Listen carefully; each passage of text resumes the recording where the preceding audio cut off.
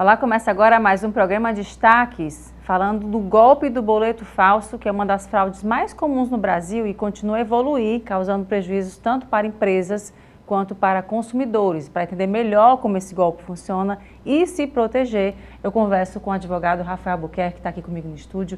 Muito obrigada pela sua presença. Disponha, é sempre um prazer. Pois é, falando sobre esse golpe, a gente vê muito, né? Hoje em dia, cada vez mais, quem aplica golpes parece que está à frente do tempo, né? A gente tenta se proteger, quando menos espera, caiu. Nesse caso do golpe do boleto falso, o que a gente deve ter de cuidados nesse sentido, de controle para se proteger? O que é muito importante até enfatizar, hoje em dia, nós podemos dizer que o Brasil é a grande escola da vagabundagem, tá? Então, serve até como exemplo para outros países se espelharem aqui no Brasil, infelizmente. A criminalidade, ela realmente vem crescendo e sempre se inovando. Então, a gente vai aqui conversar sobre algumas metodologias que eles estão usando atualmente, mas que a gente sempre tem que ficar alerta porque eles estão sempre se inovando e mudando. E é só descoberto depois que algumas pessoas acabam, infelizmente, caindo. Uma das metodologias mais comuns que os criminosos utilizam é, por exemplo, entrar em contato com o consumidor já munido de várias informações que você parte do pressuposto seguinte: isso aqui só pode ser verdade. Então, vou dar aqui um exemplo de um golpe do INSS que às vezes acontece. Uma pessoa entra em contato com você, diz que você tem uma perícia do INSS na data X, no horário Y, para tratar do seguinte assunto. E você realmente tem aquela perícia. Então, você não realmente deve ser uma pessoa do INSS, porque um trote da cadeia não vai ter essas informações. Então, eu vou confiar na ligação. E no que se confia na ligação, começa a se fornecer algumas informações e solicitar alguns procedimentos que induzem a cair nesse golpe. Só que nós devemos ter sempre o pressuposto que ligações muito dificilmente vão ser feitas por bancos e órgãos públicos. Em qualquer sinal de alerta, desligue a ligação e entre em contato com o INSS diretamente. No caso de um banco, entre em contato diretamente com o banco. Outra forma que eles abordam, e-mails. Então, digamos que nós temos o nosso hábito de pagar quem mora em apartamento, condomínio, todo dia daquele mesmo mês. E o fraudador, ele sabe disso. Como? Vazamento de dados. Existe uma sigla muito bonita que a gente já escutou, alguns anos atrás ganhou muito voga, que é LGPD, que é a Lei Geral de Proteção de Dados. E a LGPD, ela busca exatamente evitar esse vazamento de dados. Mas o que é que acontece? O fraudador, ele tem acesso a esses dados vazados, que podem vazar da máquina do consumidor, um vírus que acomete seu celular, seu notebook, ou acometer, no exemplo que a gente deu do condomínio, o próprio financeiro do condomínio, como um vírus, que também pode ser, ou até um próprio funcionário desse condomínio. E ele, munido dessas informações, ele repassa para um fraudador, e aí você recebe um e-mail bem bonitinho. O assunto é igual ao que você sempre recebe, o conteúdo do e-mail é igual como você sempre recebe, vem um boleto como você sempre recebe. Só que no boleto, algumas informações elas não vão estar batendo. Algumas numerações, o beneficiário não vai estar batendo. Só que qual é o nosso hábito? Nem lê, nem vê o que tem, já acha que é e já paga logo. Já acha que é porque o assunto parece ser legítimo, o título, o valor e a data. E aí você pega o boleto e paga. Aí você pensa assim, mas eu já paguei. Não, mas acho que eu não paguei não. Vai lá e faz, né? Já ter pago. Exatamente. Então, isso acontece. E se acontecer, o que é que acontece? A gente tem que entrar com um processo na justiça para discutir esse vazamento de dados. E quando envolve instituições financeiras, o STJ, graças a Deus, reconheceu recentemente uma jurisprudência muito positiva que diz que o consumidor lesado por golpes de instituições financeiras, caso tenha fugido do hábito daquele consumidor, ele vai conseguir um ressarcimento. Mas eu vou deixar vocês curiosos para entrar nesse tópico daqui a pouco, para a gente continuar nessa história do boleto. Então, o boleto, como eu evito cair nesse golpe do boleto para não precisar ir para a justiça? Nós temos que, primeiramente, analisarmos o remetente do e-mail. O que é que eles costumam fazer? Você recebe o seu e-mail do e-mail oficial do condomínio, como a gente está dando um exemplo. Que é, por exemplo, condomínio xyz@condomínio.com. O que é que eles fazem? Eles criam condomínio xyz@gmail, @hotmail. O começo do e-mail é parecido, mas o restante você percebe que não é igual ao legítimo. Esse é o primeiro ponto. O segundo ponto, analisar o boleto antes de pagar com calma. Não só copie o código de barras e lance o Internet Banking para pagar. Veja com calma as informações de beneficiário. E no momento de pagar o beneficiário, se não for exatamente o beneficiário que deveria ser, não pague. E qualquer outro tipo de suspeita, evite, porque eles sempre estão inovando nesse tipo de golpe. Então você pode receber um boleto falso por correios, por e-mail, ou pode ser uma ligação que lhe induza a cair numa armadilha com base em informações que você parte do pressuposto que ela existe, como a gente conversou aqui no início. E aí essa questão da medida judicial, o que é que acontece? Se você é induzido ao erro de fazer um pagamento muito acima do que normalmente você paga, ou uma transferência financeira para um terceiro, uma conta de terceiro, que é muito acima, não é dentro do padrão que o banco deveria lhe dar, a jurisprudência entende que o banco deve se responsabilizar, porque o banco deve conhecer os hábitos do consumidor, o tipo de pagamento médio que ele faz, de transferência média, e se aquilo fugir do padrão, ele deveria ligar um sinal de alerta e, por excesso de cautela, bloqueie a transação e entre em contato para saber se ele pode desbloquear, tá? Então, existem sim jurisprudências que dão uma possibilidade, só que quem é que quer perder anos na justiça para tentar recuperar o que perdeu? É muito melhor você evitar cair nesse golpe. E nem sempre pode ser que você ganhe, porque, por exemplo, se você tiver fornecido a sua senha do banco e outras informações muito pessoais, talvez o juiz que pegar o seu processo pode ser que não forneça um ganho de causa. Já tem casos, assim, eu soube de um recente que foi uma pessoa justamente, ela caiu mesmo, né? Foi mandada mensagem, ela entrou em contato, ela ligou do telefone que pediram para ligar, o telefone foi confirmado, foi feito muito bem, né? E ela passou a senha e infelizmente tiraram tudo que ela tinha na conta no banco e ela ficou desesperada, com contas a pagar, enfim, né? E era um valor muito alto, então o próprio banco disse que não, infelizmente não pode fazer nada porque ela forneceu a senha, né? E aí nesse fornecimento de senha é o que o senhor falou, né? Que a pessoa pode justamente não ganhar, né? O direito fica fragilizado. Agora, nesse caso específico, como foi um valor muito elevado, provavelmente que ultrapassou a média histórica dela, o banco deveria ter bloqueado mesmo assim. É difícil a gente entender, né? Porque também tem o lado do banco, né? Porque fica difícil até você saber a fraude do próprio consumidor. Às vezes é o próprio consumidor que pode induzir uma fraude para querer ressarcimento com o banco. Então tem que ter um equilíbrio muito grande. Fato é que não dá para ter uma certeza se vai ganhar ou perder. Então, na dúvida, é melhor a gente se precaver na cautela antes de pagar. Porque melhor do que a discussão é você evitar o problema. Então, a jurisprudência, sim, tem muita jurisprudência favorável ao consumidor. Eu reforço que quem, por acaso, tenha tido um problema de golpe, de fraude bancária, entre com o processo. Porque existe farta jurisprudência favorável. O direito é subjetivo, não podemos dizer que você vai ganhar. Mas a discussão merece ser feita se você tiver sido realmente uma vítima. E nesse caso, eu estou falando no começo, né? O exemplo do INSS. Aí eles pegam justamente mais fragilizadas, né? As pessoas que não têm muito acesso, né? Pessoas de mais idade, mais idosas que não têm muito acesso às tecnologias, acreditam em tudo que recebem, né? Assim, de primeira, não conseguem checar aquela informação ou não sabem como checar a informação, né?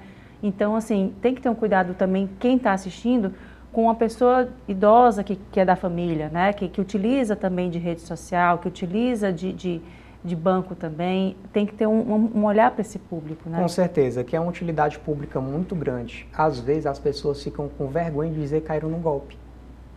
E não é uma coisa tão difundida. Às vezes você tem uma pessoa conhecida sua que caiu no golpe e ela depois se sente como boba. Poxa, como é que eu fui bobo a esse ponto? Eu não vou nem divulgar porque eu me sinto bobo. Então, infelizmente, existe uma grande proporção desses golpes que estão sendo aplicados. E os idosos são um grande alvo. E nesse caso, para saber mais informações do seu trabalho também, como é que faz para poder se proteger, como é que faz para encontrar nas redes sociais? Nós temos hoje uma atuação voltada, né, para a proteção das empresas e também dos consumidores, né? Então nós temos a PIN Albuquerque, que você pode encontrar a gente nas mídias sociais, tá? E nós ficamos à disposição para esclarecer eventuais dúvidas que possam vir a surgir. Tá, ok. Muito obrigada pela sua presença e fica convite para as próximas, porque sempre é bom a gente estar se atualizando e se protegendo, né? Muito obrigada. Disponha. Obrigada. E a gente agora vai ao intervalo e volta em instantes com mais destaques.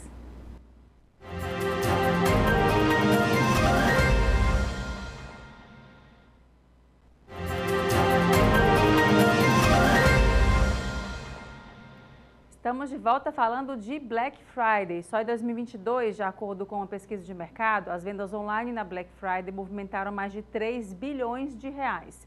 Mas falando em compras virtuais, a gente sabe que é preciso ficar atento aos riscos de golpes. E a grande verdade é que eles estão cada vez mais sofisticados. O repórter Lucas Albano conversou sobre o assunto com Alberto George, especialista em cibersegurança e CEO da Trust Control. Confira. Queria que você falasse como é que está a avaliação de quem trabalha nessa linha de atuação da cibersegurança, vendo a atual realidade do mercado. Os golpes estão realmente cada vez muito mais sofisticados do que há alguns anos? Sim, obrigado mais uma vez pelo espaço. A gente vê essa evolução, né, dos ataques. Existe um quê de sofisticação também, mas na verdade o que tem hoje é muita criatividade. Tá? Hoje a gente fala muito na tal da engenharia social. Os ataques, a grande maioria das vezes, principalmente olhando para os ataques voltados para a pessoa física principalmente, onde nessas datas de varejo, a gente está falando aqui da Black Friday, né? É onde os atacantes eles normalmente focam muito para conseguir o resultado que ele quer. Normalmente é o quê? É criar um contexto, é pegar um gancho em algum momento, em alguma data, como é o caso do Black Friday aqui, e a partir daí eu crio uma historinha, eu faço algo para caminhar, né, para o ataque. Só para contextualizar, atacante é o hacker, é o cracker, é o criminoso exatamente? Legal. E aí até bacana porque se fala muito nisso. Inclusive o próprio pessoal que é hacker, eles se sentem um pouco ofendidos, porque quando o pessoal fala de uma forma geral do criminoso, eles fazem muito alusão ao hacker. E na verdade o hacker é o cara que tem um conhecimento avançado e consegue quebrar sistemas, mas não necessariamente ele vai fazer aquilo para o mal, né? Esse termo é muito associado ao cracker. Mas olhando aqui do Brasil, a gente não fala muito isso, a gente acaba falando criminoso, cybercriminoso. Então o atacante que eu me referi justamente o cara que está motivado a roubar o dinheiro, a ganhar o dinheiro. Então justamente, a gente chama também de cybercriminoso, né? Então é esse cara quem está buscando lhe atacar e nos atacar consequentemente. Quais são os principais perfis dos golpes? Como é que as pessoas mais caem nesses golpes? O principal perfil é buscar pessoas que possam clicar mais fácil em um determinado link, normalmente enviado via aplicativo de mensagens, SMS. Então, aproveitando essa data, né, os golpistas, os criminosos, eles criam ali uma mensagem normalmente, e aí nesse contexto, criando uma promoção, algo que, né, lhe motive a clicar, muitas vezes criando ali uma sensação de urgência, que é para não dar tempo de você parar para pensar e você clica imediatamente. E aí, a partir desse clique, podem acontecer diversas coisas, né? Eu posso, por exemplo, ser levado para um site que parece com um site que eu normalmente compro, né? Um site de varejo mais conhecido. O criminoso facilmente ele consegue clonar esse site. E ele consegue criar exatamente igual aquele site e muitas vezes colocando um domínio, que é onde você reconhece lá aquele endereço que você acessa, muito parecido com o endereço principal, com o endereço original. Então você olha assim, na hora da urgência da compra, da promoção, você não presta atenção em todos os detalhes. Então você acaba clicando, passando seus dados de cartão de crédito, dentre outros dados. E também, dependendo da motivação, o atacante também consegue fazer com que você acesse um site, que esse site, por exemplo, pode infectar, só em você acessar o site, ele pode infectar o teu computador. Tá? Se você tiver com uma vulnerabilidade, ou seja, imagina que o teu navegador de internet, ele tenha uma vulnerabilidade, ou seja, uma falha, que só em acessar o site ele pode ser explorada e alguém contamina e a partir daí eu posso fazer acesso remoto ao teu computador, eu posso habilitar a câmera, habilitar o áudio, fazer o que eu quiser e a partir de então, com esses dados, eu posso divulgar na internet, eu posso te pedir um sequestro, olha, eu tenho os teus dados, me dá aqui um dinheiro, senão eu vou divulgar os teus dados e aí vai, né? E como é que a pessoa pode fazer para se prevenir? Só Legal. O antivírus pago, por exemplo, resolve ou ele ainda é insuficiente perante essa sofisticação que os golpistas vêm dando aos golpes?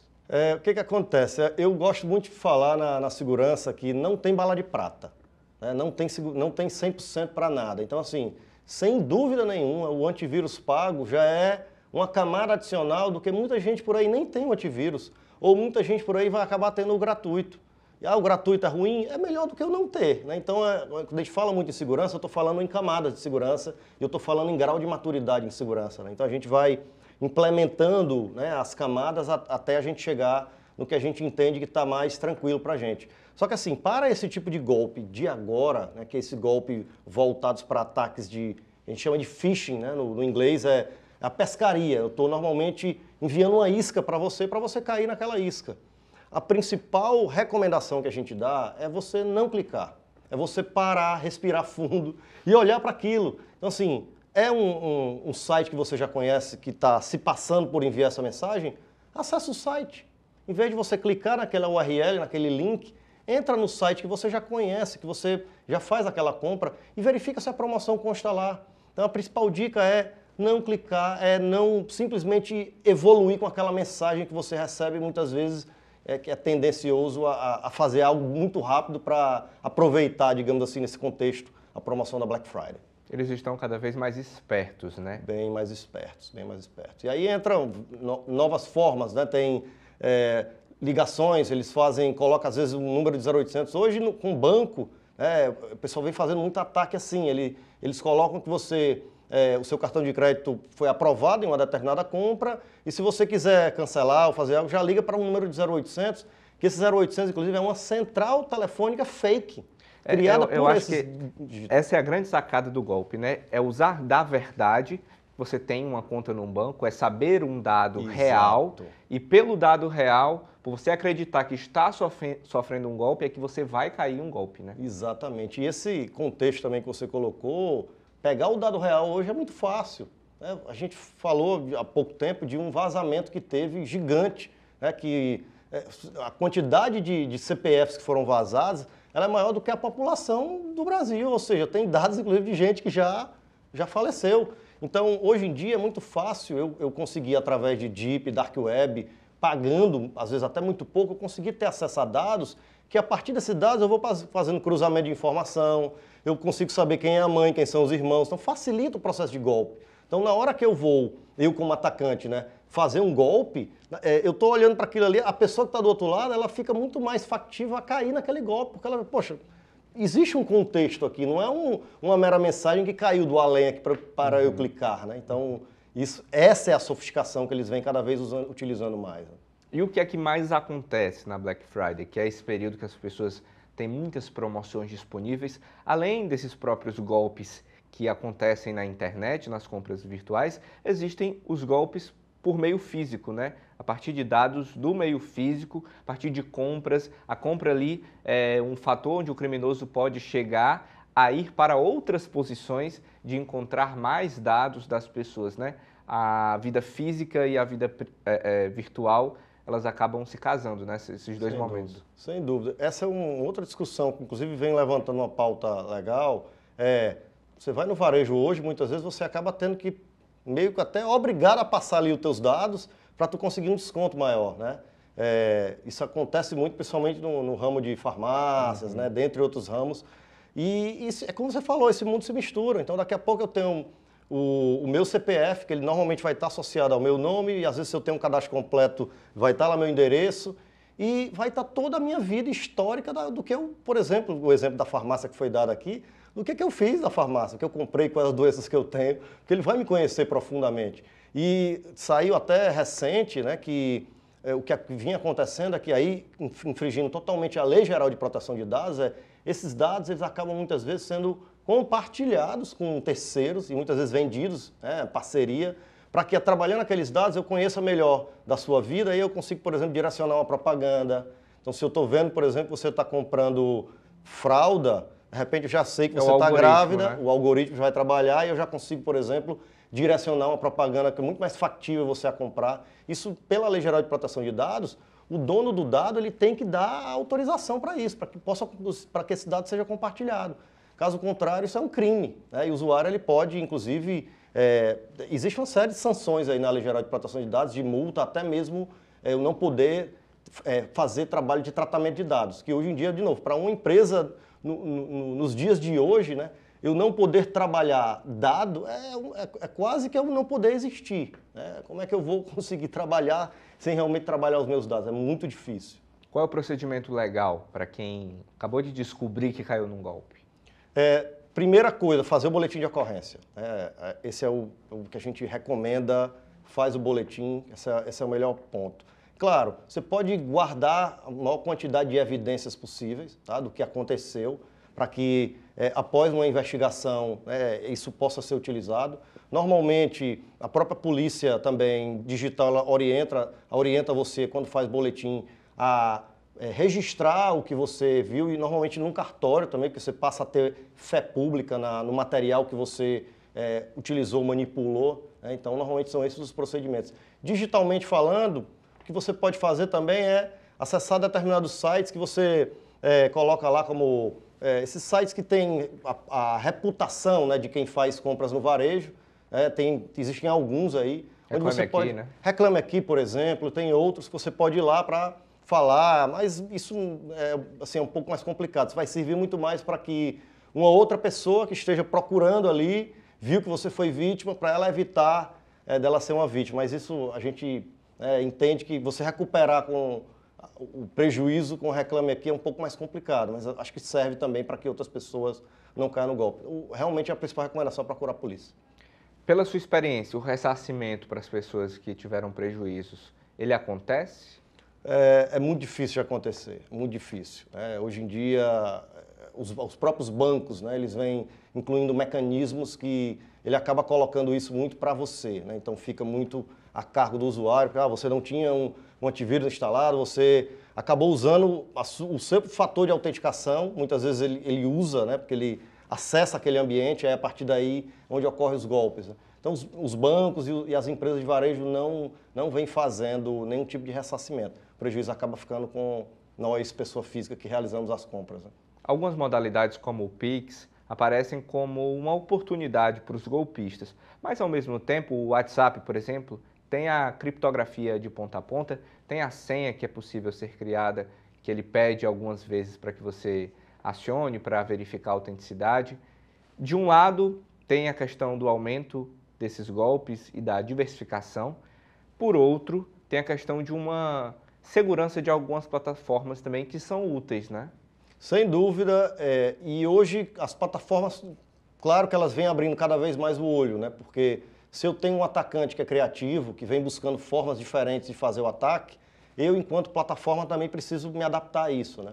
Então, pegando esse gancho, né, o que a gente sempre recomenda é habilitar esse duplo fator de autenticação. Hoje em dia, a maioria das plataformas, inclusive sites de e-commerce, esses sites, a grande maioria já utilizam essas plataformas com duplo fator de autenticação.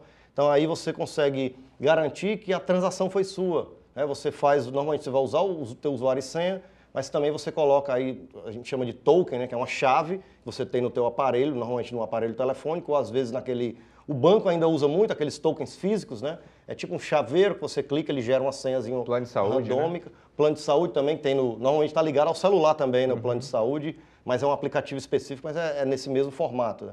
Então, o fato é isso, as empresas vêm buscando se adequar. E um outro ponto também que a gente vem observando é, principalmente após a Lei Geral de Proteção de Dados, né, ter entrado mais forte, a gente vê que as empresas vêm também se preocupando com essa credibilidade digital. Então, hoje em dia, se eu for comprar, eu vou passar meu CPF para essa empresa, eu penso às vezes duas vezes. Eu, já particularmente, já tomo essa atitude, né? Às vezes antes de passar, eu já vejo que essa empresa tem um mínimo de credibilidade digital. Né? E aí hoje o que as empresas também vão começando a fazer é monitorar como é que está a minha credibilidade digital. Então, será que tem outras atacantes se passando pelo domínio da minha empresa, se passando, né, mandando mensagens, criando campanhas como sendo a minha empresa? E aí já existem serviços também de monitoramento, que você fica olhando para esse pessoal, normalmente em Deep e Dark Web, né, onde é o submundo da internet ali, onde as pessoas estão conversando e criando essas campanhas, né, inclusive serviços que a gente consegue até fazer um bloqueio, né, desse tipo de mensagem e deixar a empresa de uma forma mais fluida, sem um período desse de Black Friday, ter mensagens, né, agregadas ali ao meu domínio, ao domínio da empresa. Isso pode estar gerando um risco também para o dono do domínio da empresa, né, que, de novo, a credibilidade digital, ela pode ser reduzida, vamos chamar assim. Tá? É verdade. Para finalizar, Alberto, vamos falar um pouco sobre o mercado, falar um pouco da atuação da Trust Control, como é que funciona, como é que esse mercado tem se movimentado também, em que frentes de atuação vocês trabalham para que as alternativas para os clientes sejam sempre as melhores possíveis, principalmente os clientes relacionados a outras empresas, né? Legal. A Trust Control é uma empresa de cibersegurança. A gente está há 14 anos de atuação no mercado e a gente atua com duas frentes na área de segurança. A frente de serviços gerenciados, onde eu entrego as tecnologias de segurança, os controles de segurança, dando alguns exemplos.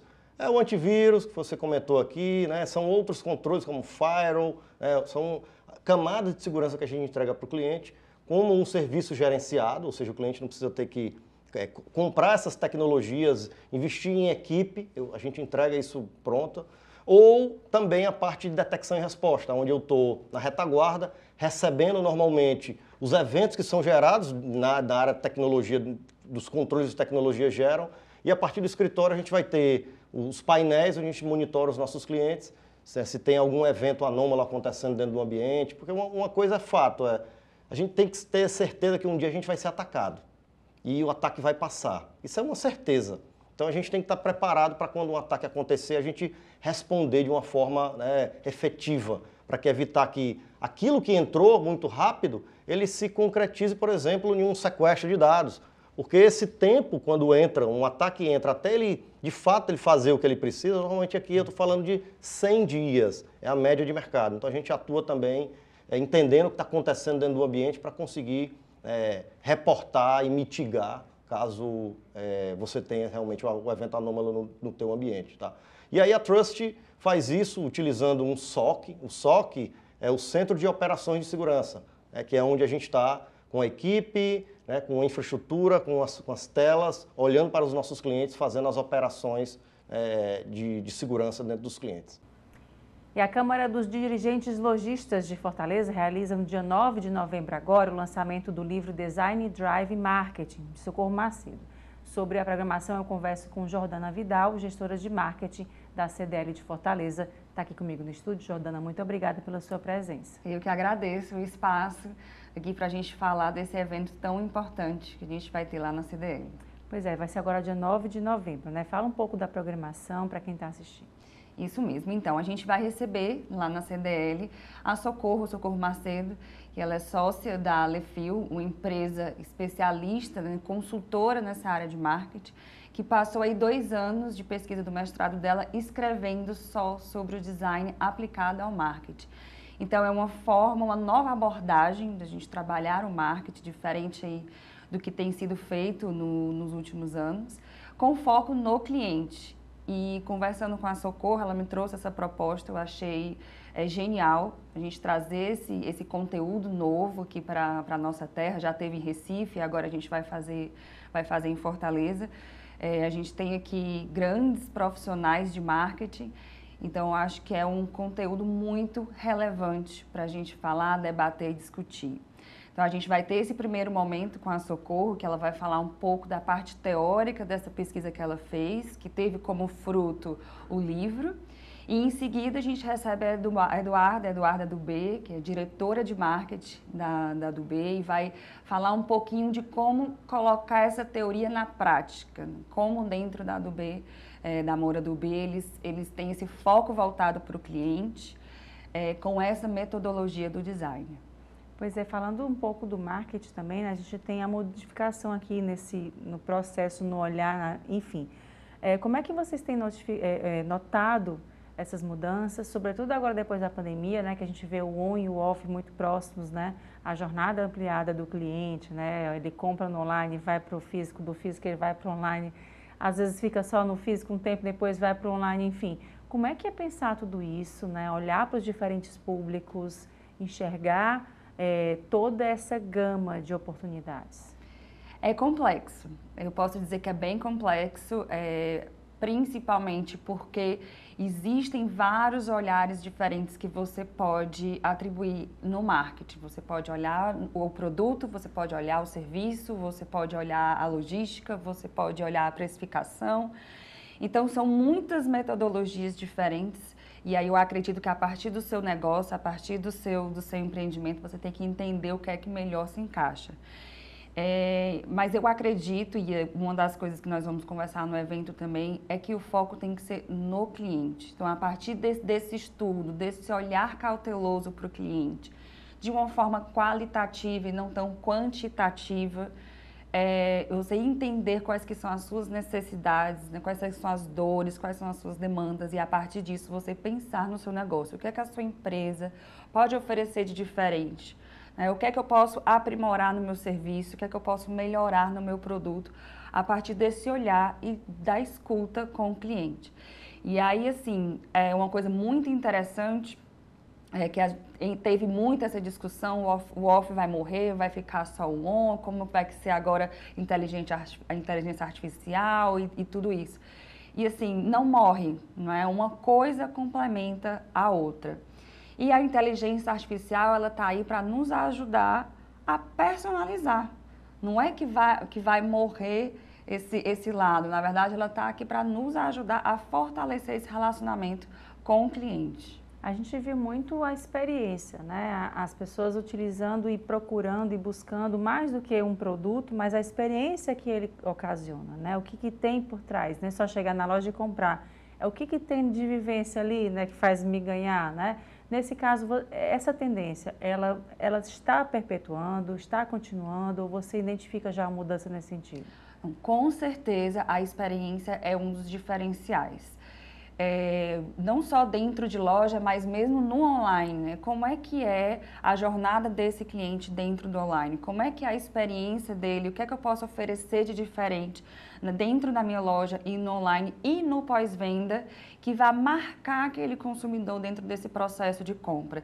Isso se perpetua e acredito que vai continuar. Atualmente a gente tem falado muito sobre comunidades, né? Não é só mais o olhar para a venda em si ou para a jornada do cliente, mas para a criação dessa comunidade. E é muito relevante você ter um processo coerente quando você está conversando com a comunidade. Porque a comunidade, as pessoas, elas vão ali falar de forma muito empírica e muito assim delas, né? É uma argumentação delas, é um processo delas, vão explicar como é que foi a compra dentro daquela nova plataforma. Então, é muito importante pensar assim na experiência e na experiência de todo o processo, pré-venda, durante a venda e no pós-venda. Jordana, então, para quem está assistindo, para se programar, como é que faz para participar? As inscrições, horários de programação? Então, o evento é dia 9 de novembro, às 8h30, na CDL de Fortaleza, aqui no centro. E a inscrição é gratuita. Então, assim, gente, não tem desculpa para não ir. Eu acho que é um conteúdo importantíssimo. A CDL está retomando esses eventos, né? Muito do nossa veia ter esses eventos em casa. A CDL, ela é a casa do lojista. A gente está de portas abertas para os nossos associados e não associados. Então, eu acredito que esse aí vai ser o primeiro de muitos eventos. Então, é só entrar lá no link, fazer a sua inscrição de forma gratuita e estar lá no dia 9 de novembro, às 8h30. Tá ok, Jordana. Muito obrigada pela sua presença. Até uma próxima oportunidade. Obrigada, eu que agradeço. Obrigada. E a gente agora vai ao intervalo e volta em instantes com mais destaques. Não sai daí.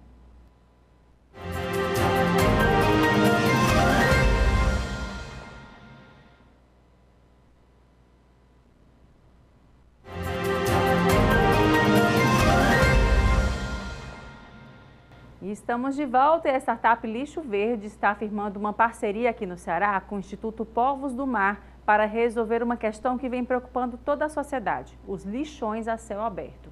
Sobre essa parceria eu conversei com Luiz Fernando Martinez, CEO da Lixo Verde, e Dado Montenegro, que é fundador e presidente do Instituto Povo do Mar. Eles estiveram aqui na TV Otimista. Acompanhe. Luiz, Dado, obrigada pela presença de vocês aqui com a gente nos destaques. Falando sobre sustentabilidade, né? Tem esse projeto agora também. Conta um pouco para a gente sobre, Luiz, primeiramente, sobre o Lixo Verde, né? Como é que surgiu essa ideia e como é que ela está sendo colocada em prática agora? Conto sim. Prazer estar aqui também. A Lixo Verde é uma empresa que já está há 12 anos no mercado. Nós somos uma empresa de pesquisa e desenvolvimento em soluções para o tratamento de resíduos sólidos urbanos, de lixo residencial principalmente. Tá? Nós somos sediados em São Paulo e agora nós estamos vindo para o norte e nordeste, né, no sul da Bahia, principalmente na costa do Dendê e na costa do Cacau, fazendo um estudo, identificando os lixões que tem naquela região e propondo a nossa solução da Lixo Verde. Qual que é a nossa solução? A nossa solução é acabar com os lixões, retirando o lixo ali depositado há anos, né, e processando com a nossa tecnologia, que a nossa tecnologia é fragmentação térmica. Nós não trabalhamos com queima. Nós simplesmente transformamos o lixo, o resíduo ali jogado na natureza, em biocombustíveis. Tá? Nós conseguimos gerar energia elétrica renovável de uma forma bastante eficiente e biocombustível dos derivados de petróleo. Né? Isso na parte da tecnologia. Fora isso, nós também temos um foco muito importante, que eu acho que é o essencial, que é o foco social. Tá? E o ambiental também. Por quê? Porque nós, quando chegamos num lixão e vamos construir uma planta, absorvemos todo aquele pessoal que trabalha do lixo, que põe a mão no lixo, né? Com uma proposta diferente, com uma proposta de um upgrade, vamos dizer assim, de continuar trabalhando na área, que é o conhecimento deles, mas sem colocar a mão. Né? Então, gerando novos postos de trabalho com mais dignidade, com uma remuneração melhor. Né? Então, após você retirar literalmente o lixo, escavar, minerar o lixo que está ali no solo, contaminando, né? Porque continua gerando chorume, né? Todos aqueles insetos, poluindo mesmo a natureza. Retirando aquilo, a gente tem o solo descoberto. Aí a gente vem com uma recuperação do solo, transformando onde era um lixão numa floresta, principalmente hoje com a agrofloresta. Está aqui o dado do meu lado, ele é aqui do Ceará e nós nos encontramos há alguns anos, né, já somos parceiros lá na Bahia e ele está me trazendo aqui para o Ceará para ver se a gente também consegue implantar as nossas soluções aqui, que então seria tecnológica, social e ambiental, visando extinguir os lixões de uma forma bastante eficiente, em vez de cobri-los com terra, gerando riquezas, energia elétrica, energia renovável, gerando emprego sólido e reflorestando aquela área degradada, que uma vez era lixão, numa floresta. Ok, Dado, com relação a esse encontro, né? Ele falou um pouquinho de como é que vocês já atuam em conjunto, como é que é o trabalho também no Instituto, né? E em que momento vocês fizeram e estão pensando nessa parceria aqui para o Estado do Ceará, para trazer isso para cá também? Então, Elaine, obrigado aí pela oportunidade. Na verdade, eu e a minha família, nós temos alguns investimentos no ramo imobiliário, social e ambiental. Né? E eu estou nessa região do sul da Bahia tocando alguns empreendimentos imobiliários. Conheci o Luiz no meio do caminho e esse papo, né, me atraiu. A gente foi conversando, eu entendendo um pouco mais a tecnologia, né?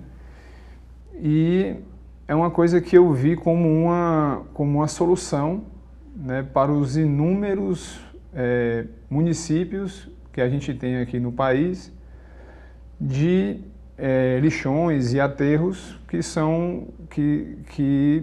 têm um impacto muito negativo em cada localidade. Né? E eu acredito que essa tecnologia ela consegue resolver isso, né? E não só resolver o novo lixo, mas de realmente limpar aquele espaço, recuperar e fazer o espaço ser de volta o que ele era antes do lixão, né? Que com certeza vários lixões antes eram matas, eram florestas, né? Que hoje são lixões. Então, o que mais me atraiu foi essa questão de ser um business, né? É um negócio rentável, o lixo, ter esse impacto muito forte ambiental e social. Né?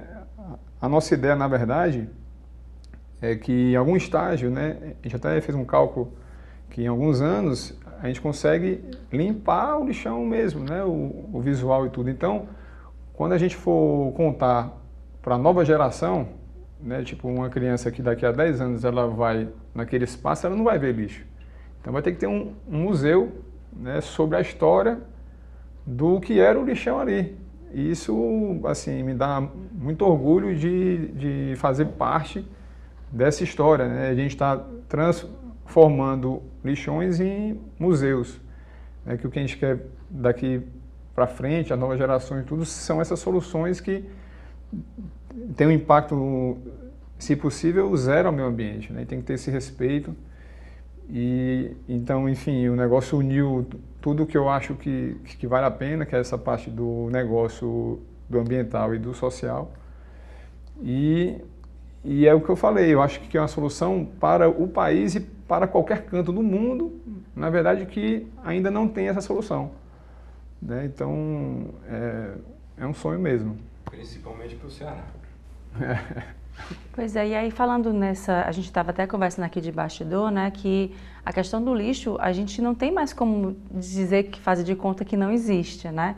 Chega um momento que já está num nível que a gente não tem mais para onde botar, porque não existe lixo de verdade, né? A gente assim, vou botar aqui num lixo como se fosse um cesto, né? E aqui fica. Então assim, a partir do momento que gerações de lixo são produzidas em casa, nas indústrias, enfim, né? Todos nós produzimos todos os dias.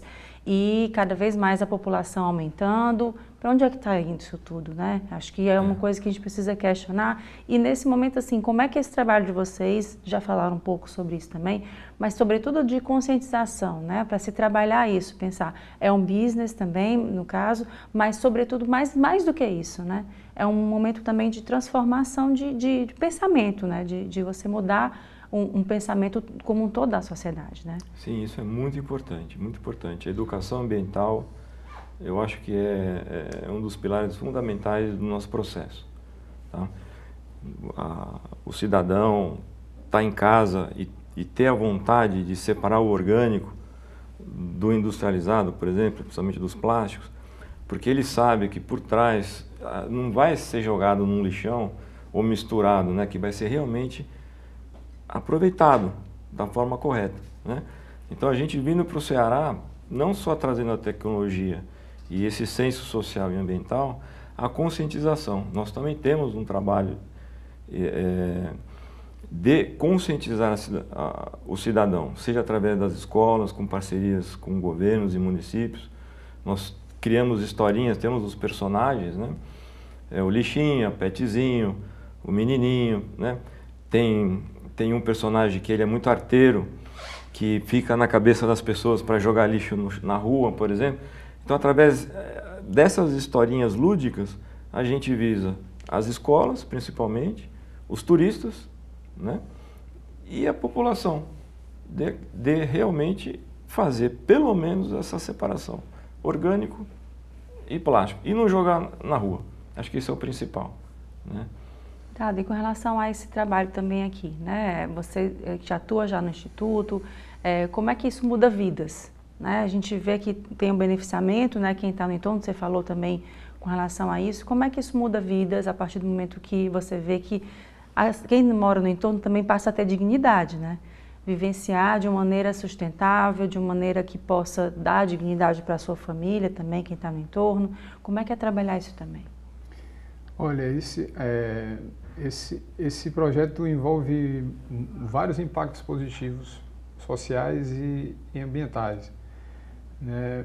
Tem a questão da geração de renda, tem a questão da capacitação, né? Tem a questão que a gente pensa nesse espaço que era o lixão e que vai surgir muitas áreas, né? Porque eu vou estar limpando essas áreas que hoje eu não consigo nem entrar. Vai ter uma vila social, né, que a gente pensa em ser um ponto de referência da localidade de ações socioambientais, né? Então alguém que tem alguma ideia bacana, que queira fazer alguma ação pró aquela localidade, de ir naquele espaço e que vai gerar uma sinergia, ao invés de cada um, né, ficar lutando sozinho, Então,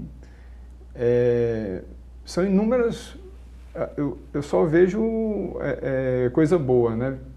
Porque às vezes você pega um projeto e ainda tem uma ponta ali que vai, né, contaminar e tudo. Isso, como o Luiz falou, a gente pensa em atuar forte também na educação ambiental, em escolas ou através dos institutos, né, que estão surgindo lá e estão querendo essa força, porque a gente acredita que a sociedade ela tem que se sentir responsável, né, pelo seu lixo. Hoje a gente está focando na destinação, né, que é quando já chega ali a coleta e tudo, mas a gente sabe que quanto mais a sociedade entende sobre resíduos, né, até a questão de gerar renda com isso mesmo, né, vai ter esse conteúdo, né, de você acabar esse nome lixo, entender que é um resíduo, ele pode ser transformado, ele pode ser comercializado, ele pode ser utilizado em artes, né, enfim, é uma bola de neve de impacto positivo. Então, é um projeto belíssimo. E aí, nesse caso, também queria saber mais informações sobre o trabalho de vocês também. Quem está assistindo, quem quiser saber como participar, né, como ter mais informações a respeito dessa parceria, como é que faz para encontrar vocês também? Nas redes sociais, site? Sim, nas redes sociais é Lixo Verde, o site é lixoverde.com.br, né? E eu só queria complementar algo que ele falou que toca muito, que é muito importante, as oficinas de trabalho. Desculpa, chega diariamente nos lixões ou nos aterros, sacos fechados, mas chega muita coisa boa, chega muita madeira, né? Então nós temos as oficinas de marcenaria para capacitação. A pessoa, em vez de ficar selecionando o lixo, vai trabalhar em algo que lhe agrada. Numa marcenaria, nós temos a oficina do PET. O do PET você faz sacola, você faz vassoura, escovão, tem vários produtos, né? Que acaba tendo um valor agregado, foi o movimento todo para se ter aquela vassourinha, com um selo de dignidade, né? Um selo verde. Quem não vai querer comprar uma vassoura desse tipo, entendeu? Porque essa renda se reverte para quem fez, para o Instituto, né? O Povos do Mar, aqui no Ceará, tem um trabalho excelente, vou fazer um pouco de propaganda dele também, né? Com certeza. Mas a parceria casou muito bem nessa parte social, porque ele está trazendo bastante experiência. São quantos anos? São 13 anos, hoje a gente atua com 600 jovens, né, no contraturno da escola, e lá a gente tem um resultado muito bacana com essa questão da educação ambiental em vários aspectos. Uma coisa é o lixo, né, de essa consciência que hoje o nosso jovem lá ele tem, que talvez um adulto não tenha. Hoje a gente já tem histórico no Instituto, que é o jovem que hoje ensina o adulto sobre lixo, sobre educação ambiental, sobre coisas que para o mais antigo, né, assim, o mais velho, na infância dele ele não via isso. O normal era você jogar o lixo no chão, era você jogar o lixo em algum canto, entendeu? E hoje não, esse jovem, ele se sente incomodado quando ele vê alguém jogando lixo no chão. Ele vai lá falar, não, aqui não pode, tal, aqui o lixo é no lixo e tal. E não só a consciência do lixo, né? Hoje esses jovens, eles estão, no Instituto, eles recebem muita informação sobre tudo, né? Sobre energia, sobre energia renovável, né? Sobre o que o futuro está vindo aí, né? Então, mais uma vez, educação em nível infantil, escolar, é necessário para que o futuro seja mais viável até, né? Isso é muito importante. Vários impactos sociais que nos agradam, é o que nos alimenta, sabe? A gente fica muito feliz com isso. Você ter uma oficina, as madeiras boas que chegam no lixão, você poder passar por um processo, uma marcenaria, aí você pode gerar móveis, artesanato, né? Gerar receita, que é convertida para quem trabalhou nisso. Oficina de PET, Aí, dependendo da região, a gente também dá valor para a cultura regional, né? Então, resgate histórico de cultura. Resgate histórico, as rendeiras, os pescadores, né? Esse trabalho que a gente está no sul da Bahia visa isso, né? Então a gente chega aqui no Ceará, pega todo esse povo maravilhoso, dá essa capacitação, entende a cultura, evidencia essa cultura, dá valor para eles. Esse que é a parte social que nos interessa muito, né?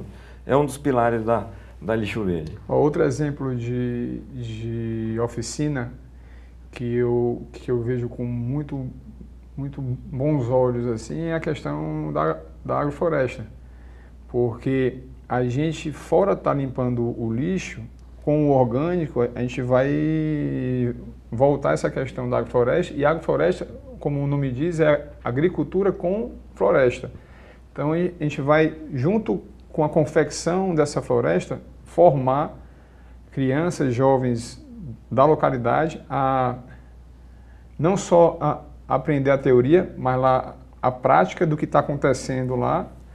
E no futuro, essa criança, esse jovem, ele pode até usar esse conteúdo para gerar renda para ele próprio, vendendo serviço de jardineiro, enfim, ou no seu espaço fazer comida para colocar em rede de orgânicos e tudo e gerar renda com esse conteúdo. Então, o lixão é um catalisador de várias ações que vão surgir fora as que a gente nem sabe.